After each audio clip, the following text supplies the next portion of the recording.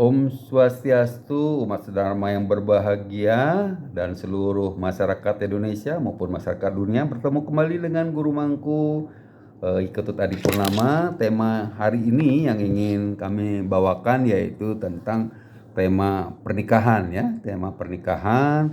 Baik pesan ini untuk umat, ya, umat dunia, ya, umat dunia yang sudah menikah maupun yang belum menikah, ya. Renungan tentang pernikahan, ya, buat sudah menikah ataupun yang belum. Nah, mengapa orang harus menikah, ya? Mengapa orang harus menikah atau mengapa orang tidak menikah? Ya, kalau orang menikah itu karena apa? Karena jatuh cinta, ya. Mengapa rumah tangganya kemudian bahagia, ya? Kemudian apakah karena jatuh cinta juga? Ya, bukan, ya. Jadi kalau rumah tangganya bahagia bukan karena jatuh cinta, ya. Namun karena apa? Karena mereka betul-betul membangun cinta itu, ya, menjaga cinta itu selalu ada, ya.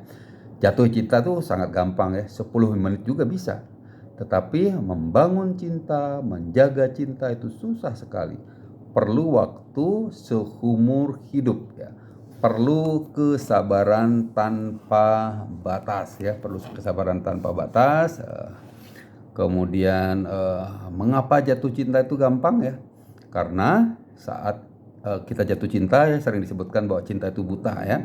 Karena saat itu kita buta, kita bisu, kita tuli, ya, tidak mau mendengar masukan dari orang-orang, ya. Jadi kita buta terhadap keburukan pasangan kita, ya, saat kita jatuh cinta, ya. Namun saat memasuki pernikahan tidak ada yang bisa ditutupi lagi dengan interaksi 24 jam per hari ataupun 7 hari dalam seminggu atau 30 sampai 31 hari dalam sebulan, ya. Semua belang tersingkat, ya. Semua belang terbuka, semua ketahuan, ya. Yang tadinya begitu sopannya waktu makan, ya, begitu selalu harum, ya, begitu menikah, begitu kita tahu, ya, kentutnya bisa sembarangan gitu, ya. Makannya bisa tidak seindah waktu table manner gitu, ya. Kalau udah makan di rumah bisa jadi piring juga dijilat gitu, ya. Nah, disinilah perbedaan antara jatuh cinta dan menjaga cinta atau membangun cinta, ya. Jatuh cinta itu dalam keadaan menyukai, ya. Sifatnya hanya di depan awal-awal saja, ya. Namun membangun cinta itu diperlukan membangun cinta itu diperlukan walaupun dalam keadaan kita jengkel, ya. Karena dalam keadaan jengkel, cinta bukan lagi berwujud pelukan, ya, melainkan berbentuk itikat baik, ya, niat baik, itikat baik, memahami konflik dan bersama-sama mencari solusi yang dapat diterima semua pihak. Nah, itu disebut dengan membangun cinta atau menjaga cinta itu tetap ada, tetap membara. Cinta yang dewasa tidak menyimpan unek-unek. Walau ada beberapa hal yang peka untuk bisa diungkapkan seperti masalah keuangan, selisih dengan orang tua, dengan mertua ataupun keluarganya, ataupun yang sering terjadi juga masalah seks, ya, sehingga terjadi perselingkuhan.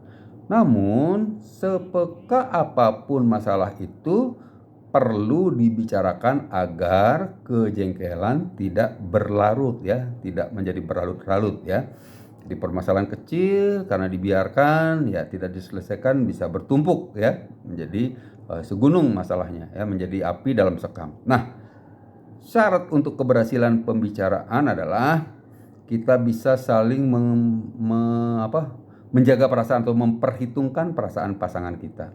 Jika suami istri saling memperhatikan perasaan sendiri, maka mereka akan saling melukai, ya. Jadi kalau cuman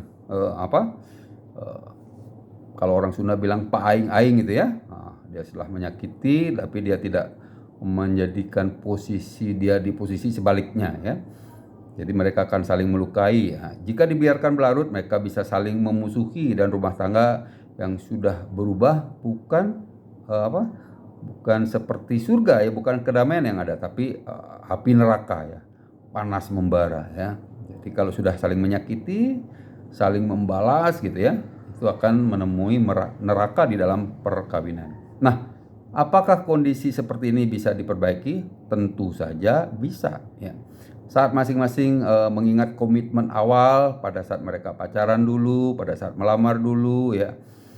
Komitmen awal mereka yang ingin mencari teman hidup ya. Jadi bukan mencari musuh hidup ya, mencari teman hidup. Kalau mencari teman hidup, nah kenapa akhirnya sekarang harus bermusuhan? Nah itu yang perlu kembali introspeksi ya. Mencari teman hidup memang dimulai dengan jatuh cinta. Tetapi sesudahnya porsi yang terbesar adalah membangun cinta dan menjaga cinta itu tetap ada dan tetap membara. Nah, berarti mendewasakan cinta sehingga kedua pihak bisa saling mengoreksi, ya, berunding, menghargai, tenggang rasa, menopang, ya, setia, mendengarkan, memahami, ya, mengalah untuk menang, ya, dan bertanggung jawab. Ya. Jadi kesabaran itu tidak ada batasnya. Ya. Jadi kalau ada orang mengatakan, kan sabaran itu ada batasnya. Nah, untuk mencapai kedamaian, mencapai surga dunia, ya kesabaran itu harus dilakoni. Kesabaran itu tidak ada batasnya. Mau punya teman hidup, jadi jatuh cintalah, ya. Tetapi sesudah itu bangunlah cinta, jaga cinta itu tetap membara. Jagalah komitmen awal kita membentuk rumah tangga. Jadi satu ya, saya ingatkan lagi, ketika akan menikah janganlah mencari istri, tapi carilah ibu bagi anak-anak keturunan kita. Janganlah mencari suami, tapi mencarilah sosok ayah bagi anak-anak keturunan kita. Yang kedua, ketika melamar, Anda bukan sedang meminta kepada orang tua si gadis, tetapi kita meminta kepada Tuhan melalui wali ataupun melalui orang tua si gadis. Jadi kita memintanya kepada Yang Maha Kuasa, ya. Yang ketiga, ketika menikah, Anda sekalian berarti bukan menikah di hadapan negara, tetapi menikah di hadapan Tuhan, ya, di hadapan Sang Hyang Widiwasa, ya.